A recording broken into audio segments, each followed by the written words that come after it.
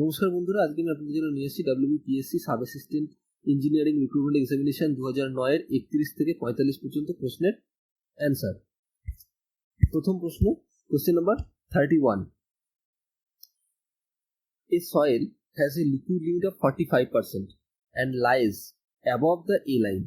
When plotted on a plasticity chart, classified is option A CL, option B CH, option B MI, option D CI. এখানে বলতে চাইছে একটা সয়েলের liquid limit হচ্ছে 45% আর এটা লাই করছে কোথায়? এ লাইনের ওপরে। বলছে এটাকে যখন প্লাস্টিসিটি চার্টে এটাকে যখন প্লট করা হবে তখন নিচের কোনটার মধ্যে এইটা ক্লাসিফাই করা যায়। ঠিক আছে, নিচের কোনটার মধ্যে এটা আসবে। তো প্রথমে দেখে নিন চারটা কিরকম হয়। চারটা হয় এইভাবে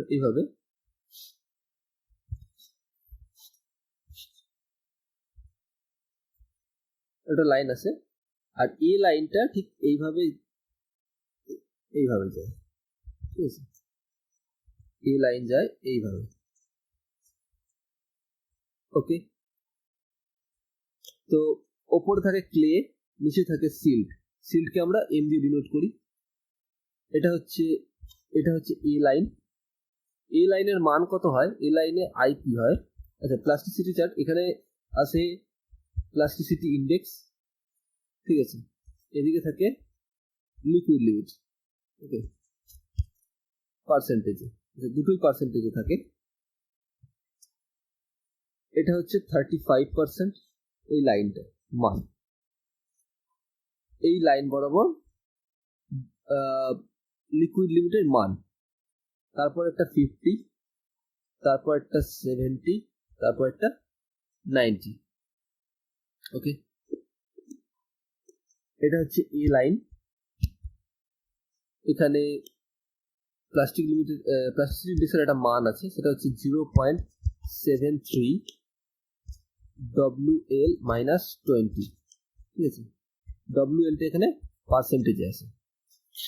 আচ্ছা, এখানে ওপরে থাকে ক্লে আর নিচে থাকে, এ লাইনের ওপরে থাকে ক্লে আর নিচে থাকে সিল্ড। তো ফার্স্ট যেটা এটা 0 থেকে 30%, 0 থেকে 30%-এ ক্লে থাকে লো প্লাস্টিসিটি, সিল্ড থাকে লো প্লাস্টিসিটি। এটাকে আমরা ডিনোট করি CL, নিচেরটাকে ডিনোট করি ML দিয়ে।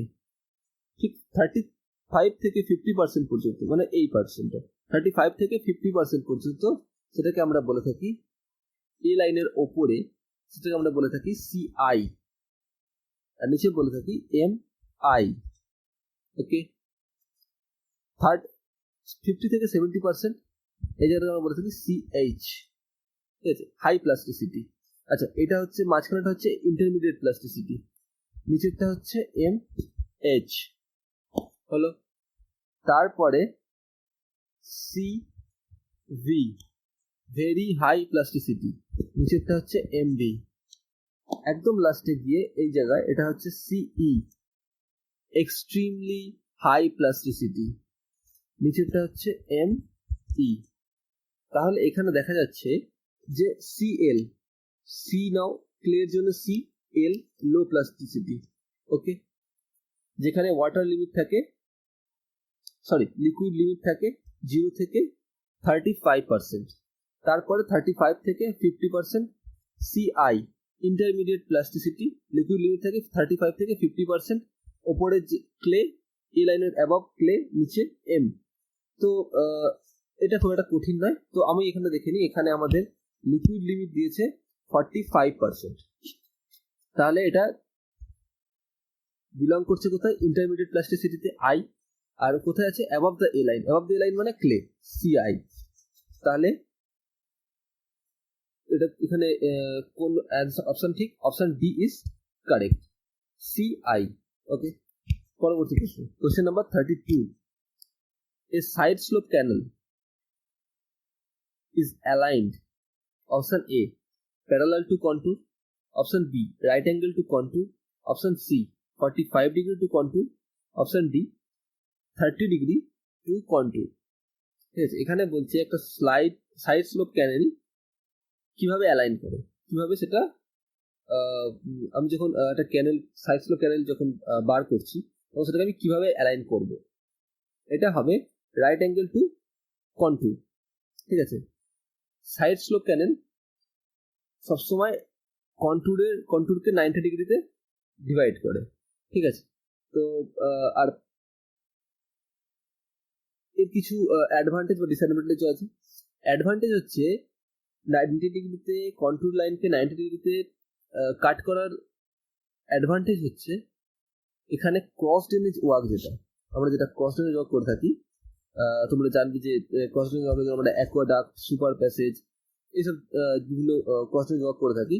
তো এগুলোকে অ্যাভয়েড করা যায়, ঠিক আছে। এর জন্য যে এক্সট্রা খরচ এটাকে অ্যাভয়েড করা যায় বাই সাইড স্লোপ ক্যানেল। আর ডিসঅ্যাডভান্টেজ হচ্ছে এটা ইরিগেট করে অনলি ওয়ান সাইড দিয়ে। ক্যানেল আছে যার দুদিকেই মানে কি বলবো চাষের জমি আছে, কিন্তু আমি ইরিগেট একদিক দিয়ে করতে পারবো, এটা একটা খুব বড় ডিসঅ্যাডভান্টেজ। তাহলে side slope canal is aligned right angle to contour. পরবর্তী প্রশ্ন, question number 33, compression members tend to buckle in the direction of their option A axis of load, option B perpendicular to the axis of load, option C minimum cross section, option D least radius of gyration। বলছে compression member কোন direction থেকে বাকল করার চেষ্টা করে, ঠিক আছে।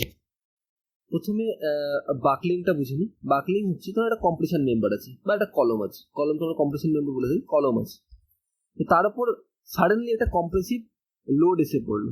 Load এসে পড়ার পরে কি হলো, মেম্বারটা এভাবে বেঁকে গেল, এটাকে বলে বাকলিং, ঠিক আছে। তো বলছে কোন জায়গা থেকে বাকলিং করার চেষ্টা করে কম্প্রেশন মেম্বার। আচ্ছা, এখানে বলে রাখি যে বাকলিং মেজার করা যায়, বাকলিংকে মেজার করা যায় তার কোনো মেম্বারের স্লেন্ডারনেস রেশিও দ্বারা, ঠিক আছে। স্লেন্ডারনেস রেশিও দ্বারা বাকলিংকে মেজার করা যায়। কিভাবে করা যাবে, কোনো কম্প্রেসিভ মেম্বারের বা কম্প্রেশন মেম্বারের স্লেন্ডারনেস রেশিও যত বেশি হবে, ঠিক আছে, সেই মেম্বার তত বেশি সাসেপ্টেবল টু বাকলিং হবে, ঠিক আছে। সেই মেম্বার তত বেশি সাসেপ্টেবল টু বাকলিং হবে, ঠিক আছে। স্লেন্ডারনেস রেশিও কি হয়, slenderness ratio is equal to L by R, এখানে R is equal to radius of gyration, ঠিক আছে। তাহলে এই ইকুয়েশন থেকেই দেখা যাচ্ছে যে আর যত কম হবে এস আর ততই বাড়বে, স্লেন্ডারনেস রেশিও ততই বাড়বে। তাহলে কম্প্রেশন মেম্বারের যে পোর্শনে লিস্ট রেডিয়াস অফ জাইরেশন হবে, যেখানে রেডিয়াস অফ জাইরেশন ন্যূনতম হবে, সেখানে স্লেন্ডারনেস রেশিও বেশি হবে, আর সেখানেই this compression member is tends to buckling, ঠিক আছে। সেখানেই কম্প্রেশন মেম্বারটা বাকলিং এর জন্য উপযোগী হবে। তাহলে 33 এর অ্যান্সার কি হবে, least radius of gyration. Compression member tend to buckle in the direction of their least radius of gyration. Okay, পরবর্তী প্রশ্ন, question number 34, the angle between the true meridian and magnetic meridian is called, option A bearing, option B magnetic declination, option C azimuth, option D true declination। ঠিক আছে, এখানে কি বলছে, এখানে বলছে যে ট্রু মেরিডিয়ান আর ম্যাগনেটিক মেরিডিয়ানের মধ্যে যে অ্যাঙ্গেল সেটাকে আমরা কি বলে থাকি। যদি এটা পৃথিবী হয় তাহলে আমরা যেটাকে নর্থ আর সাউথ ধরি সেটা হচ্ছে ট্রু মেরিডিয়ান, উপরের দিকে ট্রু নর্থ, নিচের দিকে ট্রু সাউথ, এটা আমরা ধরে থাকি। আর কোনো একটা ম্যাগনেট যদি ফ্রিলি ঝুলিয়ে দেওয়া হয় তাহলে সে যে অভিমুখে দাঁড়িয়ে থাকবে সেটা হচ্ছে ম্যাগনেটিক নর্থ বা ম্যাগনেটিক মেরিডিয়ান, উপরের দিকে ম্যাগনেটিক নর্থ আর নিচের দিকে হচ্ছে ম্যাগনেটিক সাউথ। আচ্ছা, এই ট্রু নর্থ বা ট্রু মেরিডিয়ান, এই যে ট্রু মেরিডিয়ান আর এই যে ম্যাগনেটিক মেরিডিয়ান, এদের মধ্যেকার যে অ্যাঙ্গেল, এখানে এটাই জানতে চেয়েছে এই অ্যাঙ্গেলটাকে কি বলা হয়। এই অ্যাঙ্গেলটাকে বলা হয় ম্যাগনেটিক ডিক্লিনেশন। আমি এখানে অ্যাঙ্গেলটাকে থিটা দিয়ে ডিনোট করলাম, এটাকে বলা হয় ম্যাগনেটিক ডিক্লিনেশন। এটা হরিজন্টাল অ্যাঙ্গেল। হ্যাঁ, এই হরিজন্টাল অ্যাঙ্গেলটাকে বলবে ম্যাগনেটিক ডিক্লিনেশন। পরবর্তী প্রশ্ন, question number 35, grain size distribution plot of a soil indexture that D10 is equal to 0.005 mm and D60 is equal to 0.006 mm. The uniformity coefficient of the soil is option A 1.2, option B 0.5, option C 0.6, option D 0.2। এখানে D10 বলে দিয়েছে 0.005, D60 বলে দিয়েছে 0.006, বার করতে বলেছে CU is equal to D60 by D10। এখানে 0.006, 0.005 বসিয়ে দাও, এর অ্যান্সার হয়ে যাবে 1.2, 0.006 by 0.005, অ্যান্সার হবে 1.2। তাহলে ফর্মুলা জানলে এটা বার করা খুবই সোজা। Uniformity coefficient is equal to D60 by D10। পরবর্তী প্রশ্ন, question number 36, Manning's coefficient for unlined channel depends upon option A channel condition, option B discharge, option C field slope, option D all of the above. ঠিক আছে, আনলাইন চ্যানেলের ক্ষেত্রে ম্যানিং coefficient কার কার উপর depend করবে, নিচে কার কার উপর ডিপেন্ড করবে। তো প্রথমে আনলাইন চ্যানেল কি, মানে একটা চ্যানেল আছে যার ক্রস সেকশন হচ্ছে ট্রাপিজয়েডাল। তো এই চ্যানেলটার এই যে পাড়, যেটা পাড় বা নিচের বেড, এটা বাঁধানো নেই। ঠিক আছে, পাড়টা বাঁধানো নেই, এই জন্য এটা হচ্ছে আনলাইন চ্যানেল। যদি পাড় বাঁধানো থাকতো তাহলে সেটা লাইন চ্যানেল হতো। ঠিক আছে, এখানে এটা আনলাইন চ্যানেল। ঠিক আছে, এই আনলাইন চ্যানেলে ম্যানিংস কোএফিসিয়েন্ট কার কার উপর ডিপেন্ড করবে। এখন ম্যানিং কোএফিসিয়েন্ট, প্রথমে ম্যানিংস ইকুয়েশন বার করি। ম্যানিংস ইকুয়েশন কিউ, এটা is equal two VA is equal two 1/n into r to the power 2/3 into s to the power 1/2 বা root over of s। এখানে q is equal to discharge, v is equal to velocity, a is equal to area, n is equal to Manning's coefficient, r is equal to hydraulic radius, s is equal to channel slope। ঠিক আছে, channel slope কি, একটা তো হয় side slope, যেটা side slope, আর একটা হয় channel slope বা লঙ্গিচুডাল স্লোপ, যেটা বা লঙ্গিচুডাল যে স্লোপটা হয়। আমি একটা চ্যানেল কেটে আনছি, সেই কেটে আনা বরাবর যে স্লোপটা তৈরি হয় সেটা হচ্ছে ফিল্ড স্লোপ বা চ্যানেল স্লোপ। এখানে s is equal to that field slope অথবা চ্যানেল স্লোপ।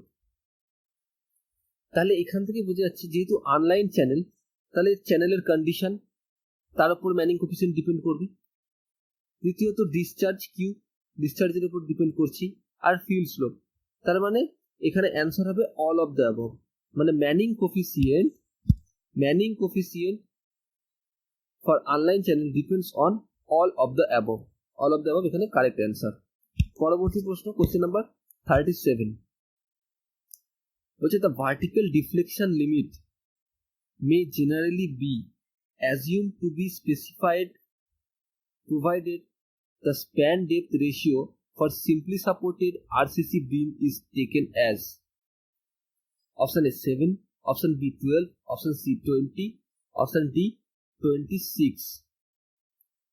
কি বলছে, vertical deflection limit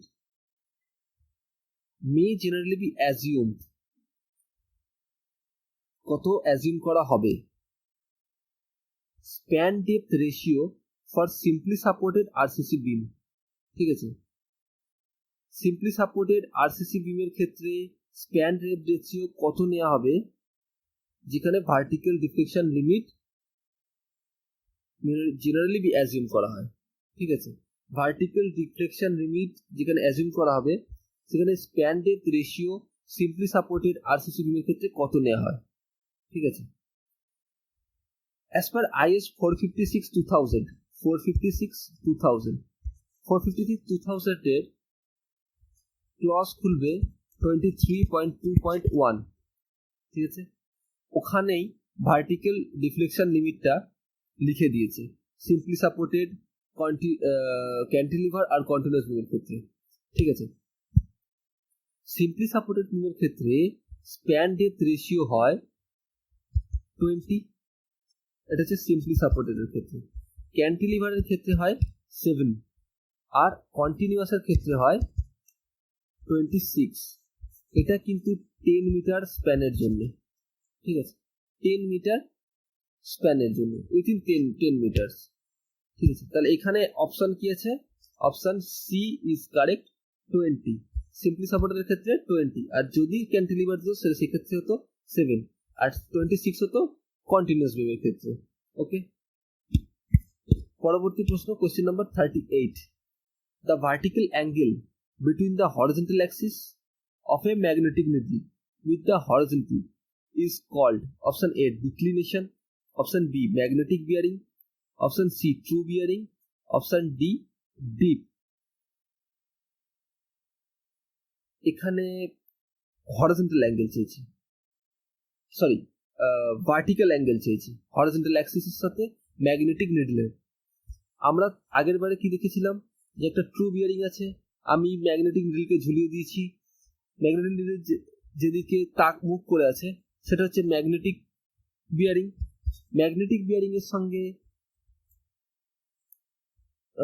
true bearing এর যে হরিজন্টাল অ্যাঙ্গেল হচ্ছে সেটা হচ্ছে ডিক্লিনেশন, কিন্তু এখানে বলেছে vertical angle between horizontal Axis, এটা হরিজন্টাল অ্যাক্সিস আছে, ঠিক আছে, তার উপরে ম্যাগনেটিক নিডলটা। আমরা যখন নিডলকে দেখি, কোনো একটা কম্পাসের মধ্যে যখন নিডলকে দেখি তখন নিডলটা কিছুটা জায়গা নিচের দিকে থাকে, আর একটা সাইড ওপর দিকে থাকে, একটা সাইড নিচের দিকে থাকে, ঠিক আছে। এই যে একটা সাইড ওপর দিকে থাকা, একটা সাইড নিচের দিকে থাকা, ঠিক হরিজন্টালের সঙ্গে নিডলটা এইভাবে ইনক্লাইন্ড হয়ে থাকা, এর যে ভার্টিক্যাল অ্যাঙ্গেল সেটাকে কি বলা হয়? সেটাকে বলা হয় অপশন ডি ডিপ। এই যে অ্যাঙ্গেলটা এটাকে বলা হবে ডিপ। বোঝা গেল?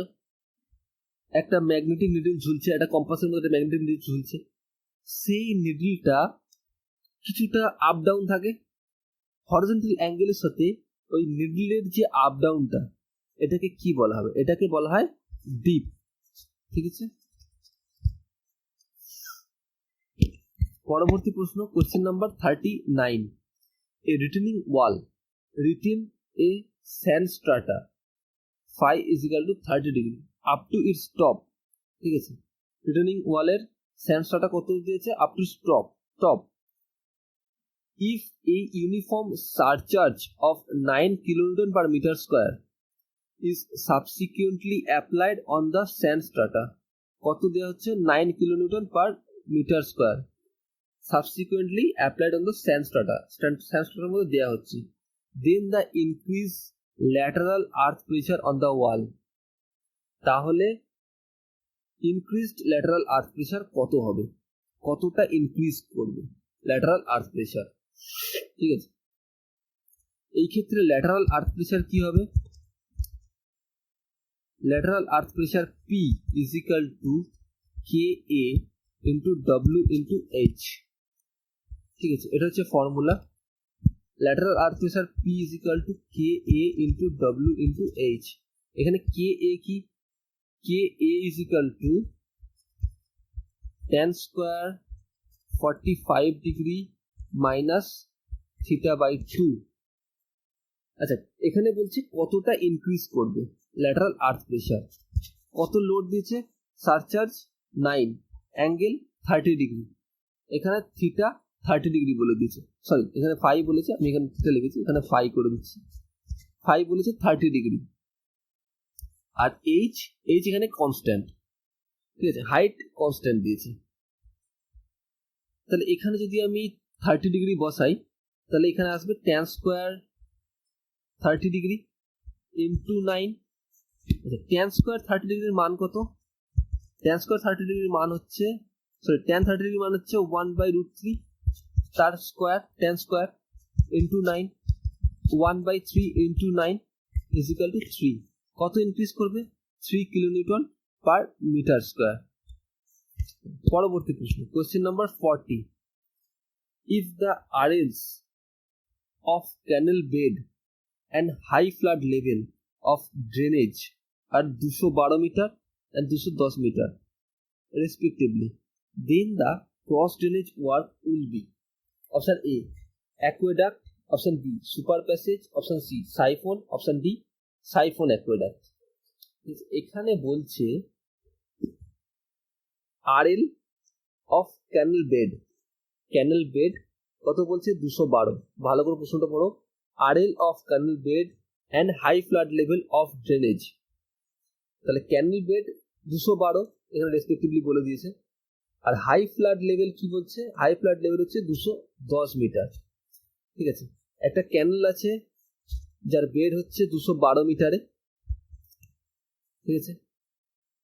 আর high flood level of drainage, সেটা বলছে high flood level of drainage, তলা দিয়ে একটা ড্রেনেজ গেছে, সেটার হাই ফ্লাড লেভেল কত?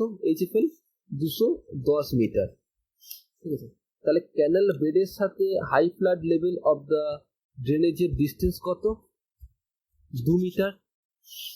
এখানে বলছে এখানে যে ক্রস ড্রেনেজ ওয়ার্কটা তৈরি হবে সেটা কি? তাহলে ক্যানেলের বেড আর high flood level of the drainage এর মধ্যে ডিফারেন্স হচ্ছে 2 মিটার। তাহলে ক্যানেলের বেড ড্রেনেজের হাই ফ্লাড লেভেল সেটা ক্যানেলের বেডকে ছুঁচ্ছে না, তাহলে আর ড্রেনেজ আছে নিচে, ক্যানেল আছে উপরে, তাহলে সেক্ষেত্রে কি হয়? অ্যাকোয়াডাক্ট অথবা সাইফন অ্যাকোয়াডাক্ট। কিন্তু এখানে যেহেতু হাই ফ্লাড লেভেল ক্যানেলের বেডকে ছুঁচ্ছে না বা তার নিচে রয়েছে, সেহেতু এখানে হবে আমার অ্যাকোয়াডাক্ট। তাহলে অপশন 40 অপশন কোনটা সঠিক হবে? Option A is correct, aqueduct. পরবর্তী প্রশ্ন, question number 41। Minimum reinforcement in either direction in slab shall not be less than option A 0.1% if এটা off হবে of the gross sectional area, 0.15% of the gross sectional area, 0.2% of the gross sectional area, 0.3% of the gross sectional area। বলছে minimum reinforcement of the স্ল্যাবের minimum reinforcement কত দেওয়া হয় এটা জানতে চাইছে অ্যাবাউট গ্রস সেকশনাল এরিয়া, স্ল্যাবের গ্রস সেকশনাল এরিয়া ভিত্তিতে। তো IS 456 2000 অনুযায়ী মাইল স্টিলের ক্ষেত্রে মিনিমাম রেইনফোর্সমেন্টের পার্সেন্টেজ হয় 0.15%। ওকে, আর HYSD বারের ক্ষেত্রে হয় সেটা হয় 0.12%। ঠিক আছে, আর মাইলের ক্ষেত্রে হলে 0.15%। তো এখানে সঠিক অ্যান্সার কি হবে? Option B 0.15% of the gross sectional area. পরবর্তী প্রশ্ন, question number 42। If L denotes latitude and D denotes departure, then the direction of closing error is given by option A tan inverse summation of D by summation of L, option B sin inverse summation of D by summation of L, option C tan inverse summation of L by summation of D, option D sin inverse summation of D by summation of L। ঠিক আছে, ধরো একটা close traverse plot করা হচ্ছে, field থেকে measurement তোলা হয়েছে আর close ট্র্যাভার্সটা drawing এ plot করা হচ্ছে।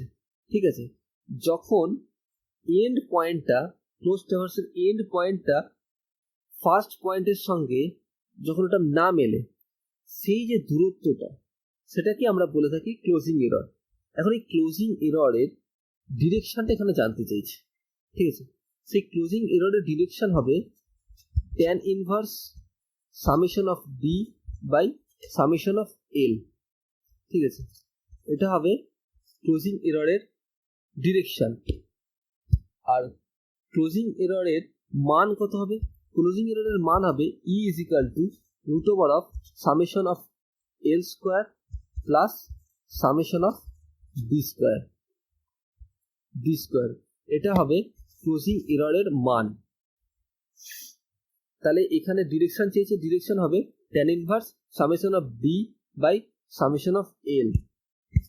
পরবর্তী প্রশ্ন, question number 43, CBR of soil is usually determined for option A settlement analysis of foundation, option B design of site foundation, option C design of roadway pavement, option D stability analysis of road embankment। এখানে double D পড়ে গেছে, single D হবে, road embankment.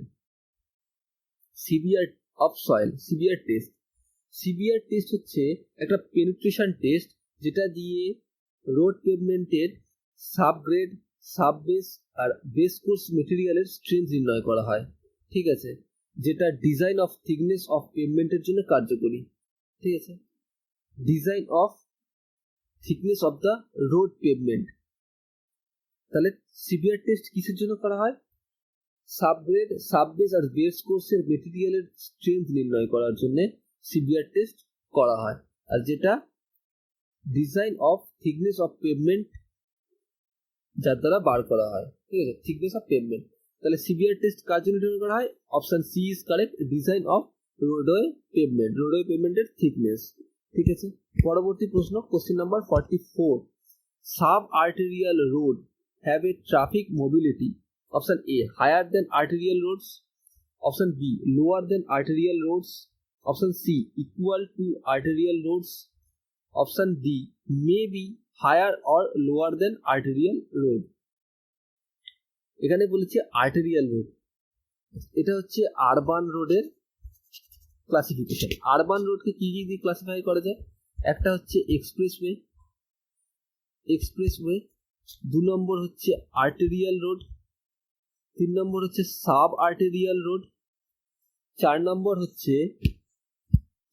হচ্ছে collector road, 5 নম্বর হচ্ছে local street আর local road. ঠিক আছে, তো প্রথম হচ্ছে এক্সপ্রেসওয়ে। এক্সপ্রেস হচ্ছে দুটো সিটি আছে বা সিটির দুটো মার্কেট আছে, যেটাকে আমি এক্সপ্রেসওয়ে দিই, মানে যেখানে স্পিড,